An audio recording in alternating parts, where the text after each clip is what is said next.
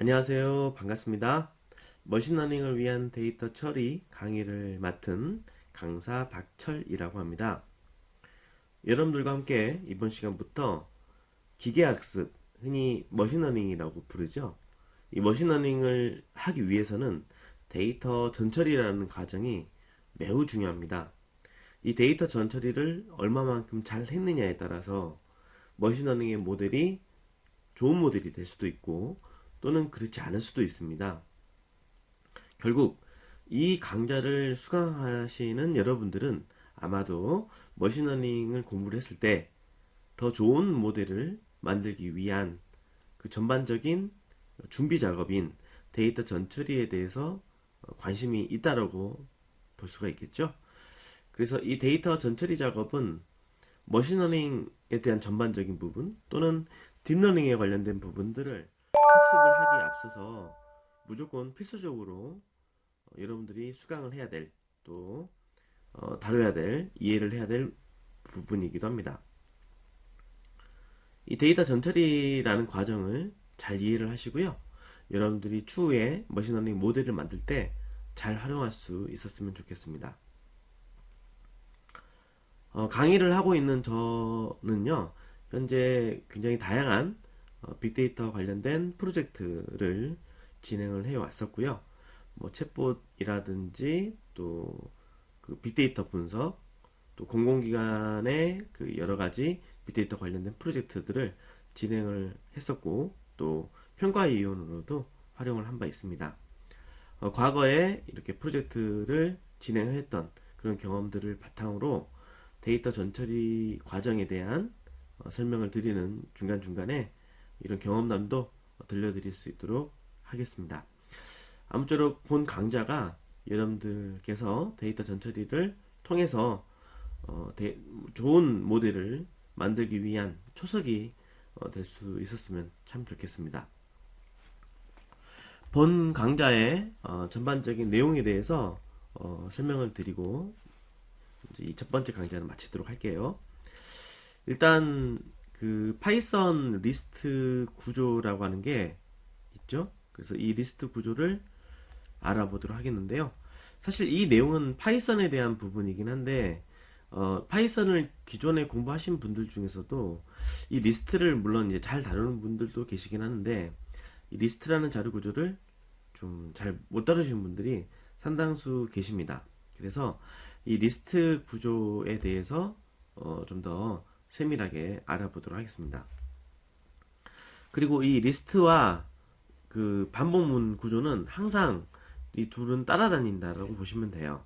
그래서 이 리스트가 있으면 반복문은 함께 사용이 되어지게끔 되어 있는데 그 이 두 가지를 잘 활용을 해가지고 여러분들이 반복적으로 뭔가 수치를 연산하는 작업들을 해낼 수 있도록 하겠습니다. 그래서 결국 리스트의 원소를 직접 반복문에서 여러분들이 사용을 할 때 뭐 range라든지 뭐 이런 명령들이 있어요. 이런 명령들에 대한 사용 방법들을 또 익히도록 할 거고 또 그 열거형이라고 흔히 우리가 얘기하는데 enumerate라고 하는 함수가 있어요. 이 함수를 이용하게 되면은 반복문에 그 우리 정수 인덱스를 사용을 해야 되는 경우가 종종 있거든요. 예를 들어서 뭐 반복문에서 여러분들이 append 메서드 같은 것들을 이용을 하게 되면은 속도가 좀 떨어져요. 이럴 때는 enumerate를 사용을 해가지고 훨씬 더 빠르게 연산할 수 있도록 할 수가 있는데 이 enumerate 함수에 대한 용도 이런 것들도 좀 봐야 됩니다.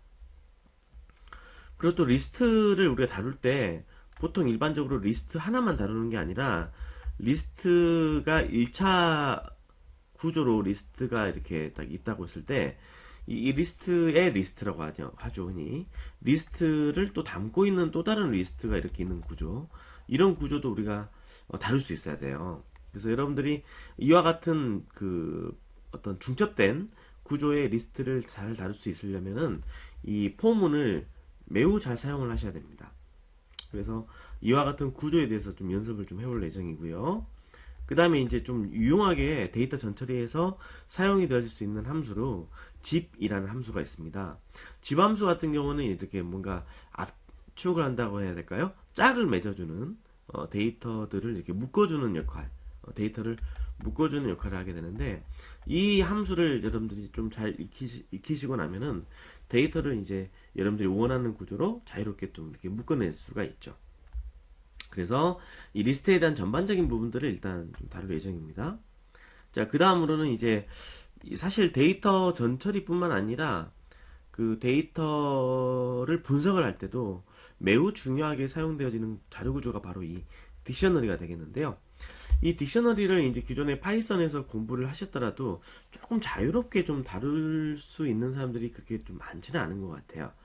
그래서 여러분들이 딕셔너리 자료 구조를 이용해서 뭔가 자료를 뭐 이렇게 추가한다라든지 자료를 뭐 변경한다라든지 기존의 자료를 뭐 이제 삭제한다라든지 이런 일련의 작업들이 매우 빈번하게 진행이 되게 되는데, 이 작업을 여러분들이 잘 다룰 수 있어야 되거든요. 그래서 이를 위해서는 우리가 흔히 키라고 하죠. 이 딕셔너리 키를 여러분들이 잘 활용할 수 있어야 됩니다. 그래서 이 키와 또 키에 묶여 있는 그 밸류가 있겠죠. 값, 이런 것들을 이제 잘 다룰 수 있는 함수들에 대해서 알아볼 예정입니다. 물론 딕셔너리 구조에서도요, 이 반복문이 그대로 활용이 돼요. 그래서 반복문은 사실 리스트뿐만 아니라 모든 다른 자료 구조에서도 자유롭게 사용이 되어진다라고 보시면 될 것 같습니다.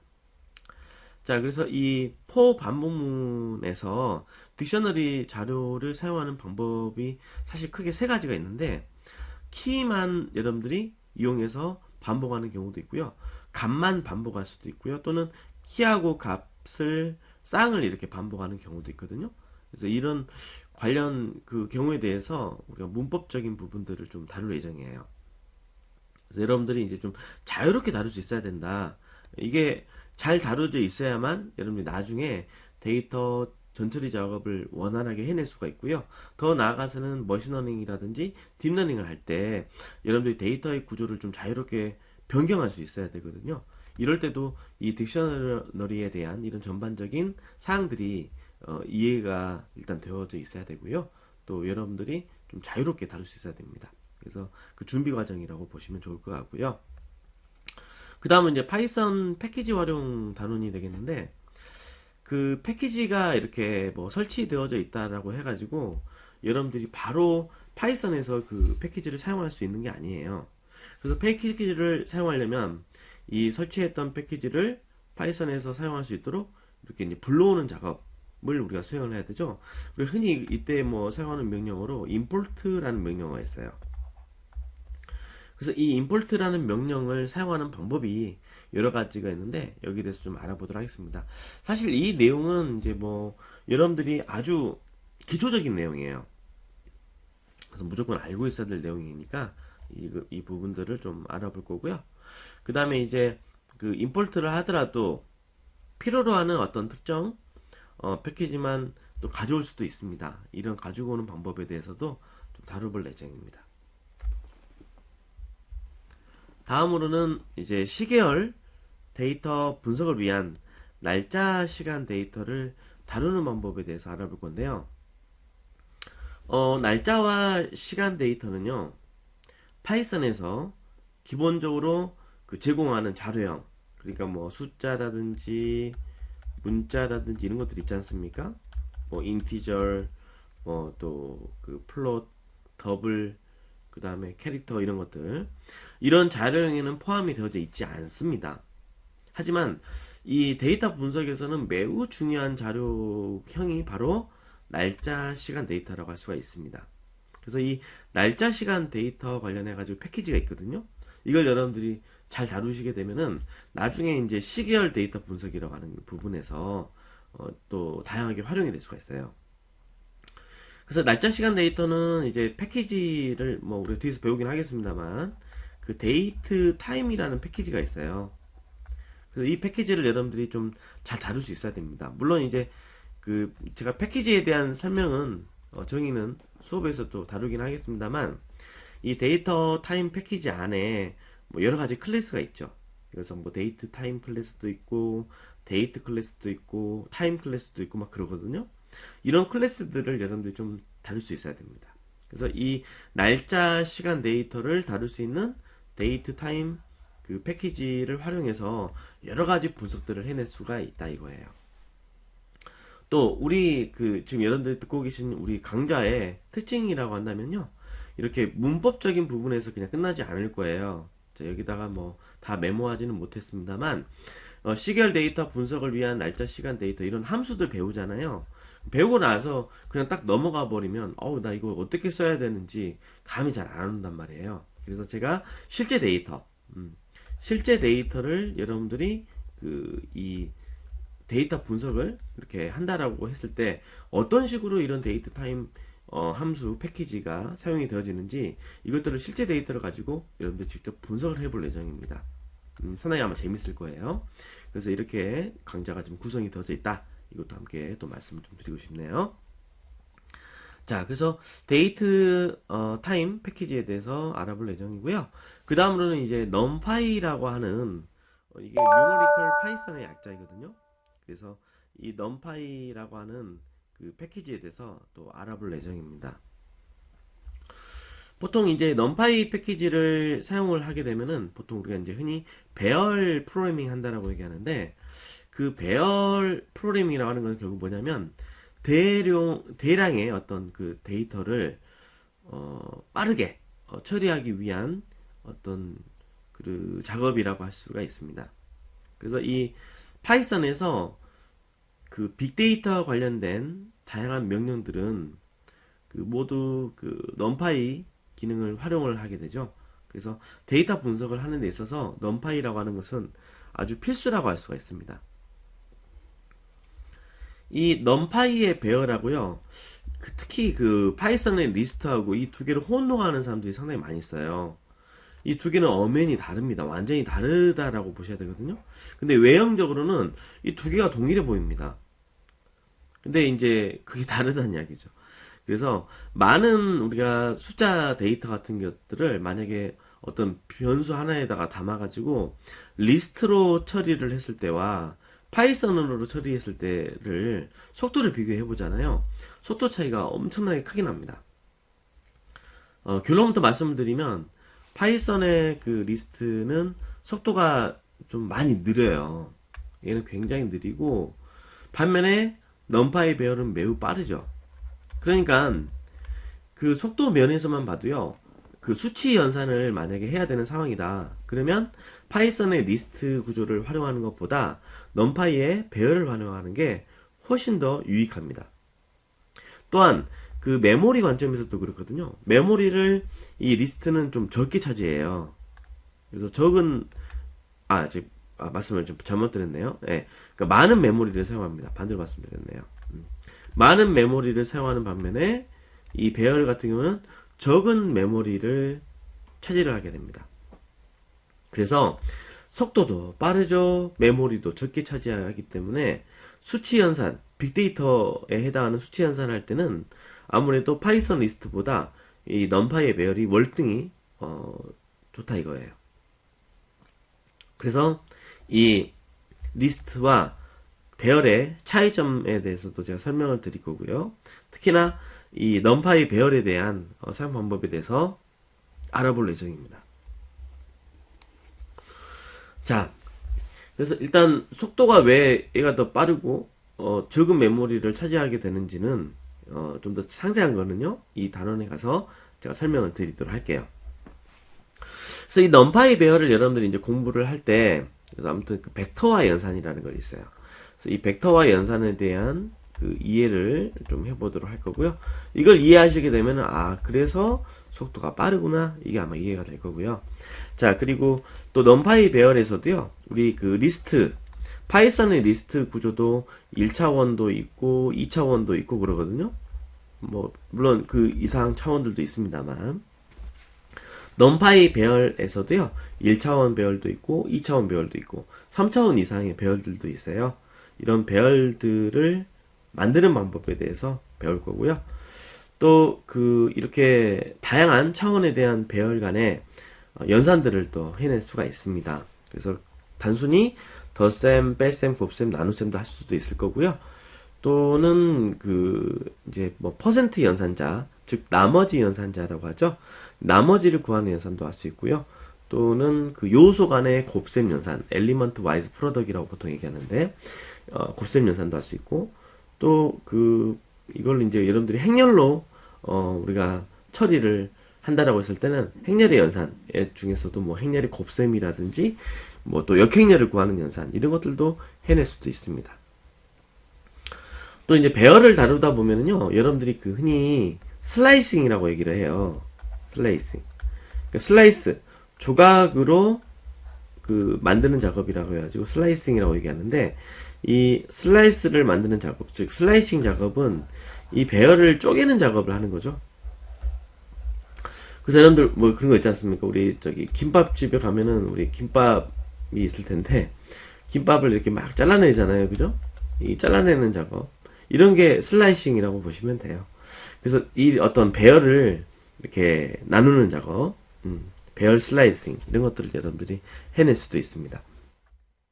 그래서 특정 배열만 내가 참조해가지고 데이터를 추출한다든지 이런 등등의 작업들을 해낼 수가 있죠.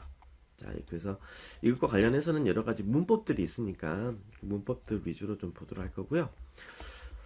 또 특히 이제 우리 처리하다 보면은 이 배열 생성할 때, 이렇게 생성할 때 여러 가지 방법들이 있어요. 그래서 뭐 지로스라든지 원스라든지 뭐 지로스 라이크, 뭐 원스 라이크, MT, 오렌지 뭐 이런 등등의 함수들이 있거든요. 이런 함수들 용법을 좀 알아볼 거고요. 또 크기를 여러분들이 바꿀 수가 있어요. 배열을 하나 만들잖아요. 그럼 만들었던 배열을 크기를 여러분들이 좀 자유롭게 변형할 수가 있어요. 이게 이제 배열을 이제 사용하는 또 장점이라고 할 수 있는데, 변형 방법. 그리고 여기다 뭐 다 제가 작성하지는 않았습니다만, 배열을 뭐 연결한다라든지 이런 등등에 대한 작업들에 대해서 또한 알아볼 예정입니다. 자, 그래서 일단 배열에 대해서는 아주 중요하거든요. 그래서 이 배열 연산 부분들 여기에 좀 특히 우리가 좀 많은 시간들을 투자를 할 예정이고요.